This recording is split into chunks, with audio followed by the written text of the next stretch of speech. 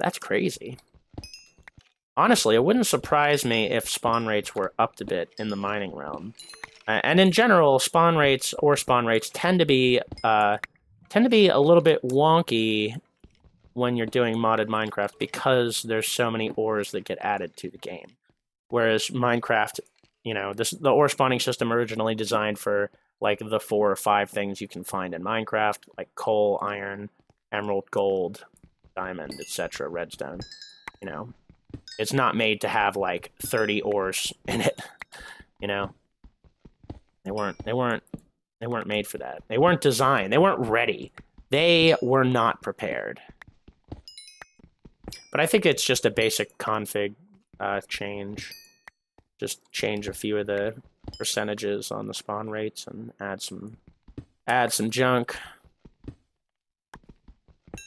I wish I knew how to write mods. I'd write some sick-ass mods. Also probably some, like, weird, stupid ones, too. Because who doesn't like weird, stupid mods? I think that's everything. So let's get the heck out of here. Thank you, Pickaxel. You were a huge amount of help. And we actually, with the wood handle, we can get a lot of use out of the, I think it's called ecological buff from the wood handle. So we don't have to spend a whole ton of bronze to repair our tool if we just kind of hang out and let it regen over time. I was using my hatchet to break open this tool station every time I repaired the pickaxe when it was a stone pickaxe. And it has since repaired all that. I mean, it basically, I'd break the tool station, and then by the time I put the tool station back down, Chet had repaired himself. So it's pretty useful. And the shovel's doing the same thing. I have been using the shovel a fair amount, and it's regenerating quite a bit. So as long as we, you know, space out our mining adventures, we won't have to spend a whole ton of bronze. It's nighttime again. I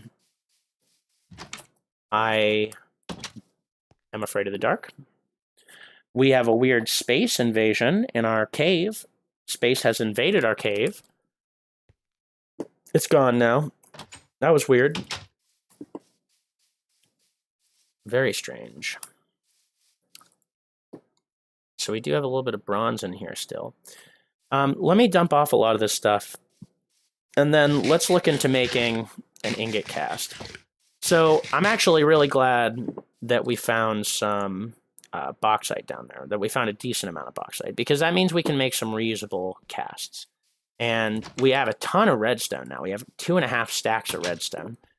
Just a great haul. I mean, really, I would be very surprised if the spawn rates in the mining realm weren't improved just because of what I brought back in that small trip alone. I mean, I only went down there to pick up the, oh man, 4.5 stacks, 3.5 stacks of redstone. Jeez. I got some sapphire, peridot, red garnet, ruby, a couple of resonating crystals, some flint.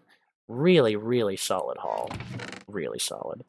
And on the other hand, I'm also very excited that we're not going to have to ruin our beautiful baby girl, our beautiful smeltery.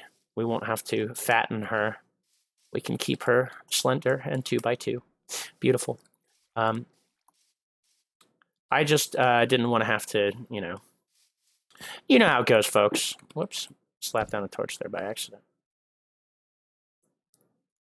Let's go ahead and make some brick action.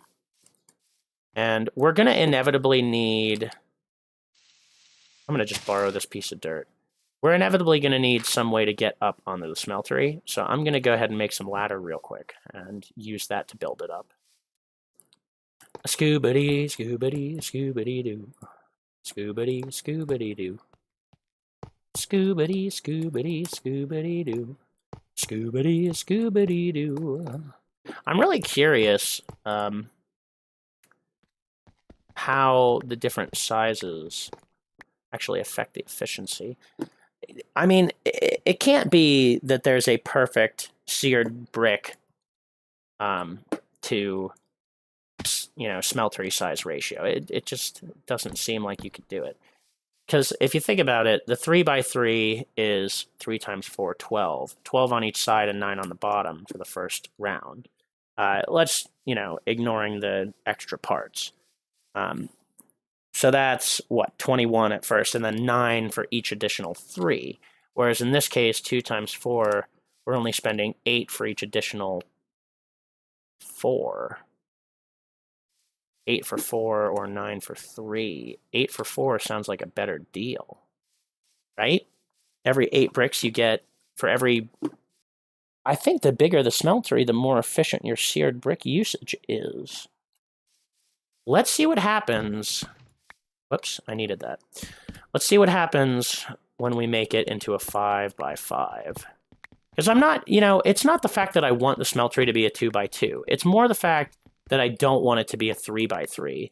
Because you just so used to the 3x3. It's like, I've played Tinker's Construct so many times with a 3x3. I want to mix it up. I want to use the cool new additions and features that have been added to the game by lovely people and mod developers. So let's try this out. I don't even know if we're going to have enough bricks to do a 5x5. Holy cramoly. So 4x4 is actually the equilibrium point, right? Because at a 4x4, each level costs 16 blocks, 4 times 4, and adds 16 blocks, 4 times 4, right?